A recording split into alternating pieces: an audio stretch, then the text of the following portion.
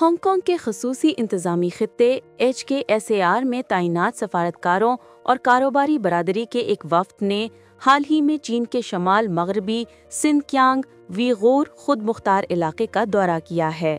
اس دورے کا انتظام چین کی وزارت خارجہ کے ہانگ کانگ میں قائم کمشنر کے دفتر نے کیا تھا، جس کا مقصد ہانگ کانگ اور سنکیانگ کے درمیان باہمی تبادلے اور تعاون کو فروغ دینا تھا۔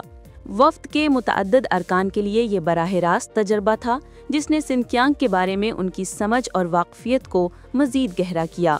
Besides its beautiful views and also scenery. Xinjiang کے خوبصورت مناظر اور دلکش قدرتی نظاروں کے ساتھ میں نے یہاں تعاون کے مواقع بھی دیکھے ہیں۔ میرا خیال ہے کہ ہم ایک دوسرے کے ساتھ مل کر کام بھی کر سکتے ہیں اور فائدہ بھی اٹھا سکتے ہیں۔ ہم نے شاہراہ ریشم کی بہت سی کہانیاں سنی ہیں، لیکن یہاں آ کر میں نے دیکھا کہ بیلٹ اینڈ روڈ انیشیٹو یا ایک خطہ ایک سڑک منصوبہ کی اصل اور عملی صورت تو یہی ہے۔ ہانگ کانگ اور سنکیانگ کے درمیان روابط پہلے ہی تیزی سے فروغ پا رہی ہیں۔